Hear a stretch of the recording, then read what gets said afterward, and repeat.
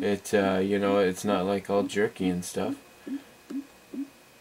Now this down here is Mame. I don't know what that is, but it's probably telling me it can't do what you want me to do. It's kind of funny how X is back on everything else on this thing, except to go up in a folder.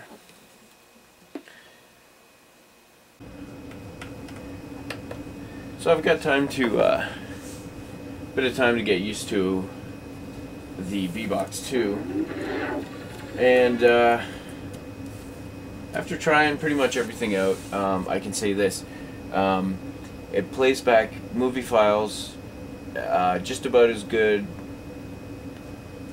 or as good of quality as it was recorded in. It only goes up to 480, so it doesn't play HD or anything because it's only regular AV out, and but it plays it, no skips, no nothing like that. Frame rate's good, and that works well. Now, as for the arcade games, or the games that it comes with it, it came on pretty much a full DVD, and that was compressed. Uncompressed, it was more than my 8 gig SD card.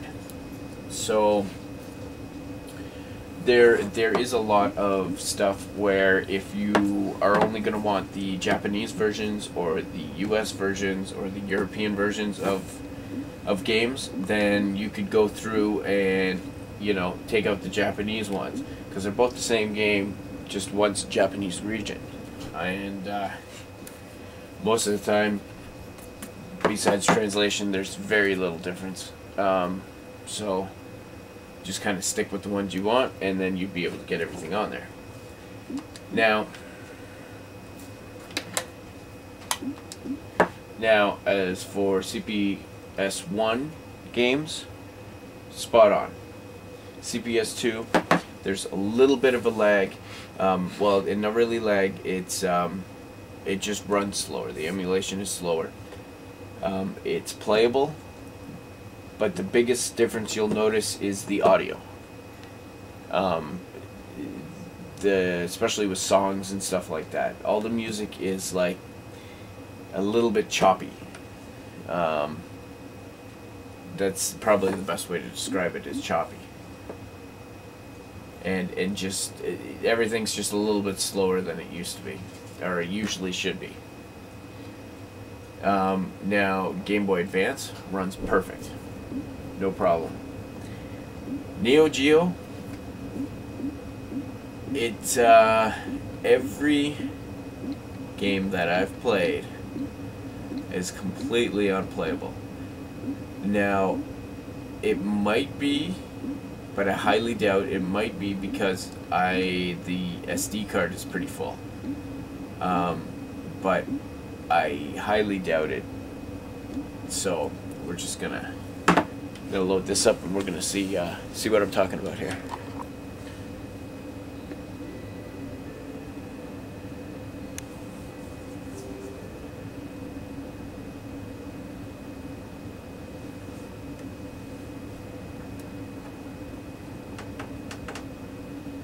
So I'll turn this up a bit here so we can all.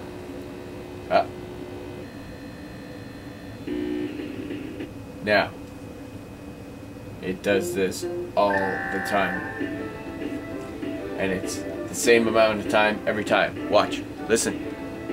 It's gonna do it.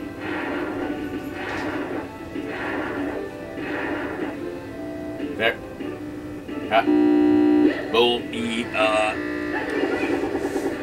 Does it all the time.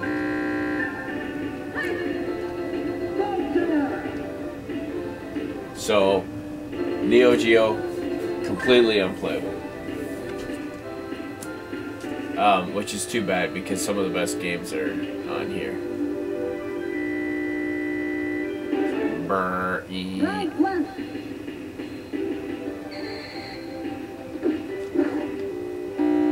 Boopy. You see, it's completely unplayable.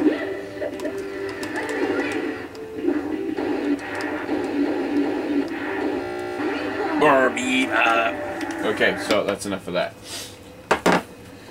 Game Boy Advance, there's tons of Game Boy Advance games, and they all run great. This is something that I'm probably going to put in my car and have it run off the kids' DVDs players, like a dual screen DVD player or a little portable DVD player. Easily plugs into there, and they can both play it and both have a screen each. And for games like the Game Boy Advance stuff, it doesn't have two-player because that's just not the way that the games are built. They're built to have a Game Boy Advance for each game, so it doesn't even let you pick two-player. But for stuff like these beat 'em ups, the great things are these Dungeons and Dragon games. I remember spending a lot of money on these games in the arcades.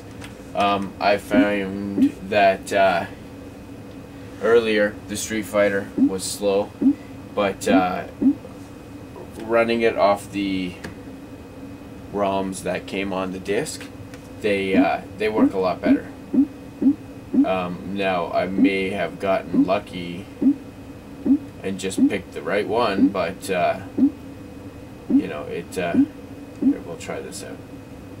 This tournament.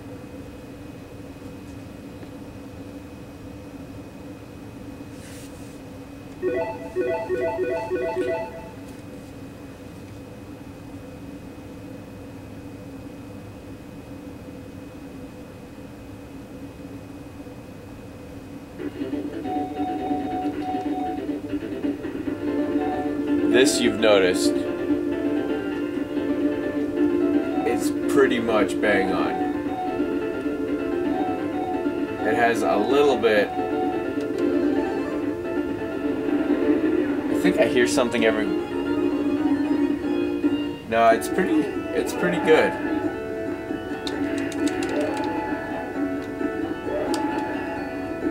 Now, as for the controls, the buttons aren't exactly where I would like them to be, but it's something that I could get used to.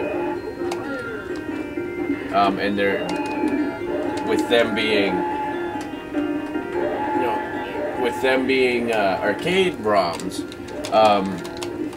there's no way of mapping them.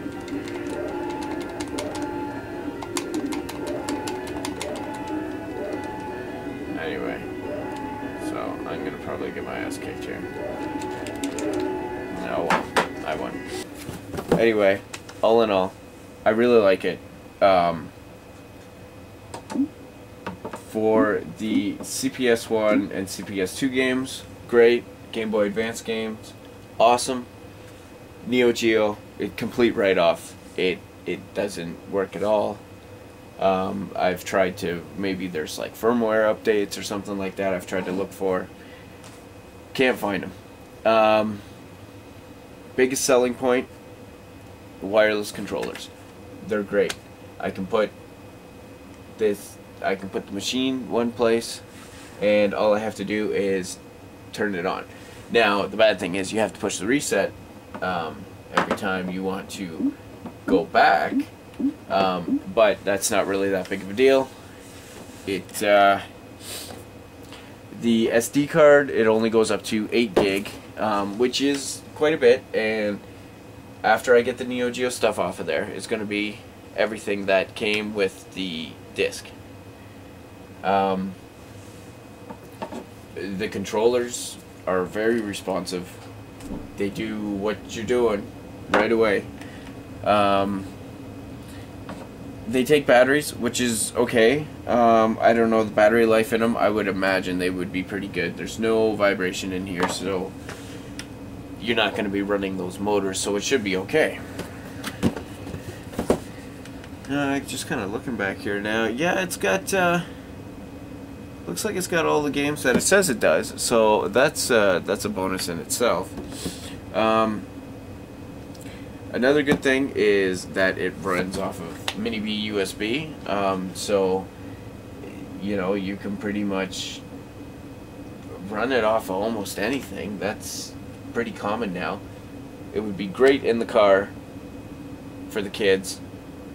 You know, my kids are kind of, they're into these older games, and it might not be for everybody's kids, but it's definitely for mine. All in all, it's good. It's worth the money. I just wish they, I wish that it would support Mame altogether. You know, some of the older, like, the older stuff like Double Dragon, it didn't work. You know, stuff like that. I would just like to get the older stuff, like the JAMA styles, and, you know, just be Mame altogether. But all in all, it's pretty good. I'm happy with it.